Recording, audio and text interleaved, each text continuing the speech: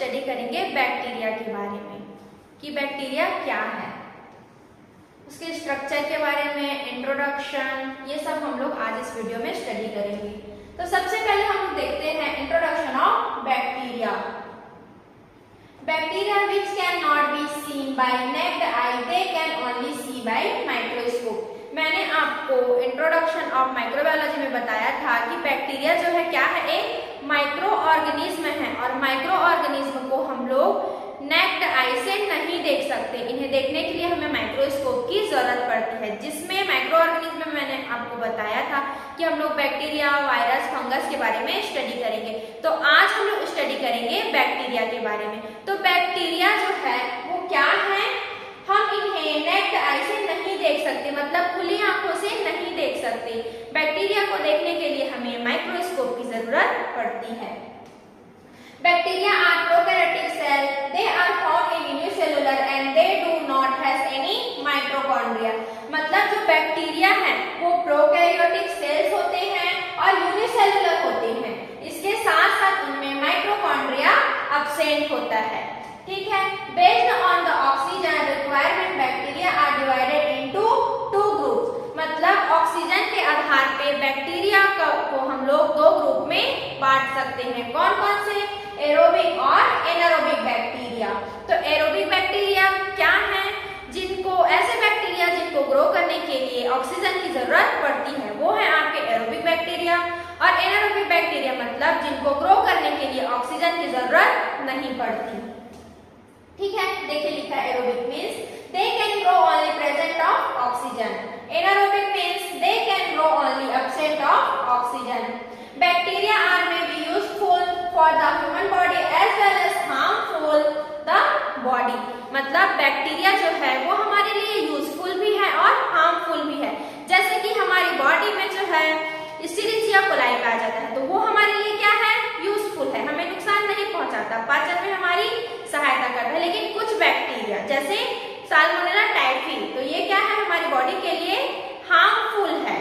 ठीक है, तो हमने इंट्रोडक्शन में देखा बैक्टीरिया का कि बैक्टीरिया को हम लोग खुली आंखों से नहीं देख सकते। बैक्टीरिया को देखने के लिए हमें माइक्रोस्कोप की जरूरत पड़ती है। इसके साथ साथ बैक्टीरिया जो है वो प्रोकैरियोटिक, यूनिसेलुलर होते हैं और इनमें माइटोकॉन्ड्रिया एब्सेंट होता है। बैक्टीरिया ऑक्सीजन के आधार पर बैक्टीरिया को दो ग्रुप्स में बांटा गया है, एरोबिक और एनारोबिक। एरोबिक मीन्स ऐसे बैक्टीरिया जिनको ग्रो करने के लिए ऑक्सीजन की जरूरत होती है, और एनारोबिक बैक्टीरिया मतलब ऐसे बैक्टीरिया जिनको ग्रो करने के लिए ऑक्सीजन की जरूरत नहीं होती है। इसके साथ साथ हमने जाना कि बैक्टीरिया हमारे लिए यूजफुल भी है, उपयोगी है और हार्मफुल भी है, हमें नुकसान भी पहुंचा सकते हैं। आगे हम लोग देखते हैं बैक्टीरिया का स्ट्रक्चर, मतलब बैक्टीरिया कैसे दिखाई देता है, संरचना, उसके बारे में हम लोग जानेंगे। तो स्ट्रक्चर ऑफ बैक्टीरिया, ये देखिए हम इमेज में देख सकते हैं, ये बैक्टीरिया है। बैक्टीरिया में क्या क्या प्रेजेंट है? Flagellum, pili, cell wall, capsule, cytoplasmic membrane, DNA और आरएनए, ये सभी स्ट्रक्चर हमें एक बैक्टीरिया में देखने को मिल सकते हैं। आप देख सकते हैं ये है बैक्टीरिया, माइक्रो ऑर्गेनिज्म जिसे हम कहते हैं बैक्टीरिया। ठीक है, आइए अब हम बैक्टीरिया के स्ट्रक्चर के बारे में देखते हैं। तो सबसे पहले है सेल वॉल। ठीक है, cell wall is a outermost layer of bacteria. It is main function is that it prevent a bacteria from osmotic burst। जो सेल वॉल है ये बैक्टीरिया का सबसे बाहरी आवरण होता है। ये आप देख सकते हैं, ये है सेल वॉल। तो सेल वॉल जो है ये बैक्टीरिया का सबसे बाहरी आवरण होता है और इसका फंक्शन क्या है? ये बैक्टीरिया को ऑस्मोटिक ब्रस्ट से बचाता है। ऑस्मोटिक ब्रस्ट मतलब होता है कि जब बैक्टीरिया हमारे बॉडी के अंदर इंटर करता है तो वो क्या करेगा? न्यूट्रिशन लेगा। न्यूट्रिशन लेके क्या हो जाएगा? वो फूल जाएगा। तो फूल जाएगा तो वो फट सकता है, तो उसको फटने से बचाने का काम कौन करता है? सेल वॉल, ऑस्मोटिक ब्रस्ट जिसे हम कहते हैं। जैसे आप लोग ने सूखे अंगूर, किशमिश को जो अगर पानी में आप डालोगे तो वो क्या करता है? अवशोषित करके वो फूल जाता है। तो वैसे ही बैक्टीरिया जो है जब न्यूट्रिशन लेता है कहीं से तो वो फूल जाता है। तो सेल वॉल क्या करता है? उसको ऑस्मोटिक ब्रस्ट से बचाता है। ये फर्स्ट स्ट्रक्चर है सेल वॉल बैक्टीरिया का। तो क्या है, सेल वॉल जो है वो बैक्टीरिया का सबसे बाहरी आवरण होता है और ये बैक्टीरिया को ऑस्मोटिक ब्रस्ट से बचाता है। ठीक है, आगे हम देखते हैं कि सेल वॉल के आधार पे बैक्टीरिया को दो ग्रुप में बांटा गया है। सेल वॉल के अकॉर्डिंग बैक्टीरिया को दो भाग में बांटा गया है। कौन कौन सा, gram positive cell wall bacteria और gram negative cell wall bacteria, जिसे हम हिंदी में कहते हैं ग्राम धनात्मक जीवाणु और ग्राम ऋणात्मक जीवाणु। ठीक है, तो जो ग्राम पॉजिटिव बैक्टीरिया है उनका सेल वॉल कैसे होता है, ठीक होता है। जो ग्राम पॉजिटिव बैक्टीरिया है उनका जो सेल वॉल है वो कैसे रहेगा, ठीक रहता है। ठीक है, किसके कंपेयर में, ग्राम नेगेटिव बैक्टीरिया के कंपेयर में। ठीक है, जो ग्राम पॉजिटिव बैक्टीरिया है उनका सेल वॉल जो है वो ठीक होता है। ग्राम नेगेटिव बैक्टीरिया का जो सेल वॉल है वो थीन होता है। जो ग्राम नेगेटिव बैक्टीरिया है उनका सेल वॉल कैसे होता है, थीन होता है। ठीक है, उसके बाद हम लोग बैक्टीरिया के नेक्स्ट स्ट्रक्चर में देखते हैं फ्लैजिला। क्या है, flagella. Flagella is the most important part of bacteria which help to motility of bacteria. मतलब जो फ्लैजिला है, ठीक है, ये आप देख सकते हैं पुंज लाइक स्ट्रक्चर। कैसा है, पुंज के समान। इसे हम लोग कहते हैं फ्लैजिला या फ्लैजिलम। ठीक है, तो फ्लैजिलम जो है वो बैक्टीरिया का सबसे क्या है, इंपॉर्टेंट पार्ट होता है। और ये क्या करता है, बैक्टीरिया को मोटिलिटी मतलब गति कराने में हेल्प करता है। ठीक है, और जो फ्लैजिलम के आधार पे बैक्टीरिया को 5 ग्रुप में बांटा गया है। ठीक है, कौन कौन सा है, एट्राइकस, मोनोट्राइकस, एम्फीट्राइकस, लोफोट्राइकस और पेरिट्राइकस। ठीक है, फ्लैजिलम के आधार पे बैक्टीरिया को 5 ग्रुप में डिवाइड किया गया है। ठीक है, जिसमें फर्स्ट है एट्राइकस। तो एट्राइकस बैक्टीरिया कैसे रहेंगे, जो एट्राइकस बैक्टीरिया है उनमें फ्लैजिला अब्सेंट रहेंगे। ठीक है, क्या रहेंगे, फ्लैजिला जो है वो अब्सेंट रहेंगे। ठीक है, जिसे हम लोग एट्राइकस बैक्टीरिया कहते हैं। सेकेंड है हमारा मोनोट्राइकस। ठीक है, मोनोट्राइकस बैक्टीरिया में हमें देखने को मिलेंगे वन साइड में वन फ्लैजिलम, जिसे हम लोग कहते हैं मोनोट्राइकस। थर्ड है हमारा एम्फीट्राइकस। एम्फीट्राइकस मतलब ऐसे बैक्टीरिया जिनके दोनों साइड में वन वन फ्लैजिलम हमें देखने को मिलेंगे, वो है हमारे एम्फीट्राइकस। ठीक है, उसके बाद फोर्थ है हमारा, ये देखिए फोर्थ है हमारा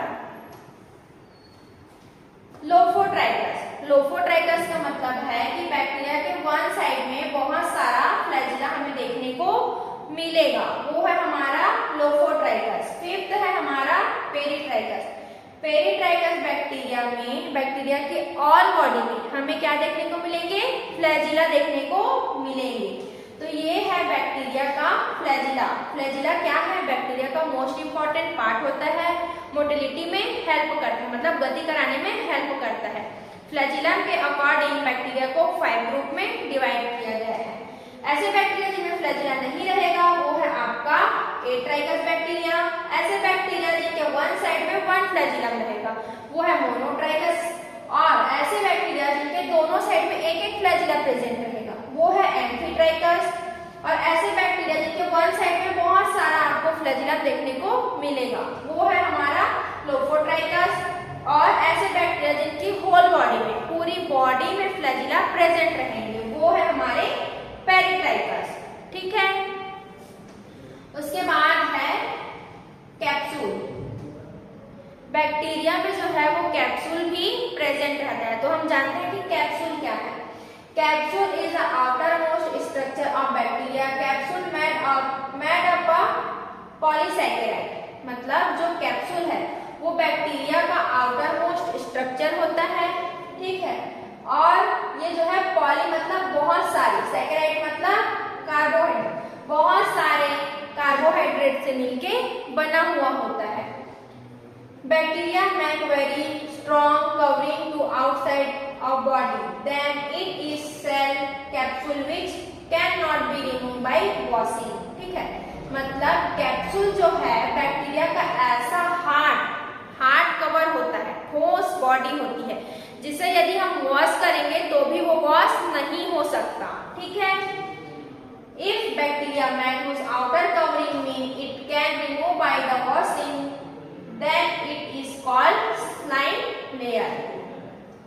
जो बैक्टीरिया होते हैं, कुछ बैक्टीरिया क्या करते हैं, अपने आप में जो है कैप्सूल बना लेते हैं। ठीक है, ठोस परत का निर्माण कर लेते हैं। ठीक, जिसे हम यदि वॉश करेंगे तो वो नहीं हटता वो लेयर। ठीक, लेकिन कुछ बैक्टीरिया क्या है, कैप्सूल नहीं बना पाते, उनका लेयर जो है वो लूज हो जाता है, सॉफ्ट रहता है, तो यदि हम उसको वॉश करेंगे तो वो लेयर हट सकता है, उसे हम लोग कहते हैं स्लाइम लेयर। ठीक है, if में bacteria are combined to each other and the from a hard outer covering which cannot wash off them, it is called biofilm.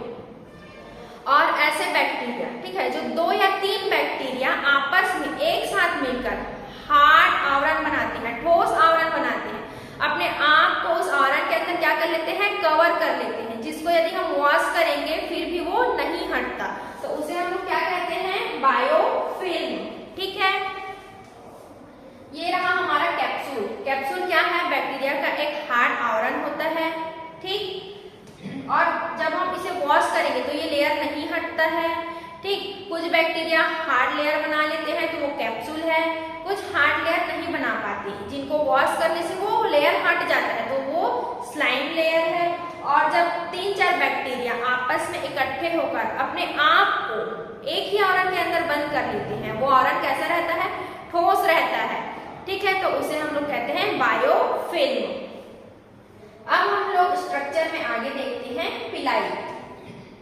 पिलाई क्या है, ठीक है, तो पिलाई में भी present in gram positive bacteria and also found in gram negative bacteria.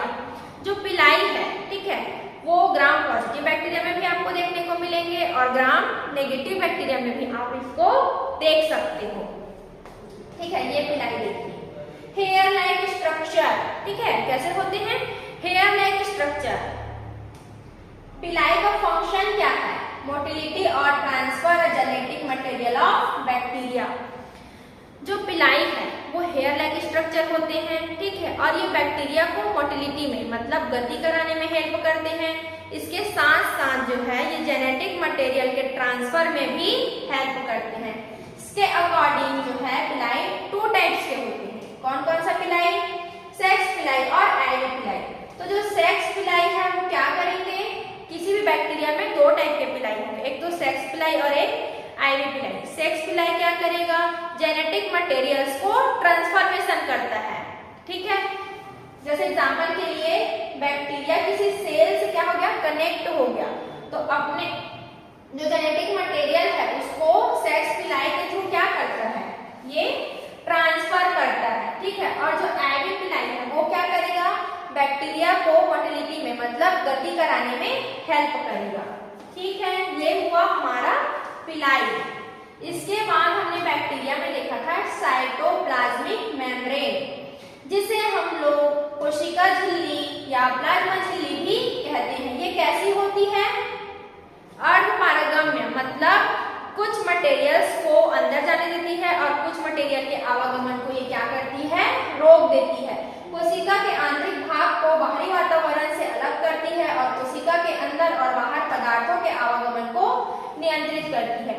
जो साइटोप्लाज्मिक मेम्ब्रेन है ये अर्धपारगम्य होती है और ये क्या करता है, ठीक है, बैक्टीरिया को जो एनवायरनमेंट है उससे प्रोटेक्ट करता है।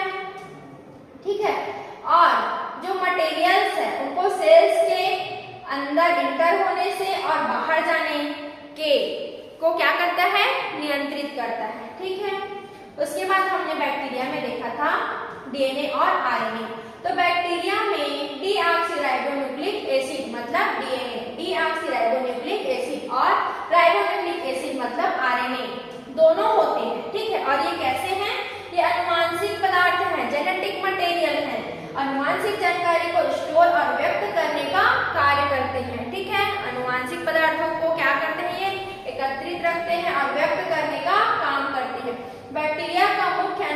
पदार्थ डीएनए होता है। बैक्टीरिया में मुख्य जेनेटिक मटेरियल क्या है? DNA, deoxy ribonucleic acid. ठीक है, जो कोशिका द्रव्य में एक स्थिर गोलाकार गुणसूत्र और छोटे छोटे गोलाकार प्लाज्मिड के रूप में होता है। कैसे होते हैं ये? जो है कोशिका द्रव्य के अंदर एक गोलाकार गुणसूत्र और छोटे छोटे प्लाज्मिड के रूप में प्रेजेंट होते हैं। मैंने आपको introduction of bacteria and structure of bacteria के बारे में बताया। स्ट्रक्चर में हमने क्या देखा? सबसे पहले हम देख लेते हैं। इंट्रोडक्शन में हमने देखा कि बैक्टीरिया कैसे हैं, किस टाइप के सेल से हैं, ये सब। ठीक है, स्ट्रक्चर में हमने देखा फ्लैजिलम के बारे में, पिलाई के बारे में, सेल वॉल के बारे में, कैप्सूल के बारे में, साइटोप्लाज्मिक मेम्ब्रेन के बारे में और डीएनए आरएनए के बारे में। टोटल हमने इसमें introduction of bacteria and structure of bacteria को कवर किया है। यदि आपको ये वीडियो नॉलेजेबल लगा और आपको अच्छा लगा तो मेरे चैनल को सब्सक्राइब और मेरे वीडियो को लाइक करें। Thank you. और नेक्स्ट वीडियो में हम लोग क्लासिफिकेशन ऑफ बैक्टीरिया के बारे में जानेंगे कि बैक्टीरिया को किन के आधार पर कितने भाग में बांटा गया है। Thank you.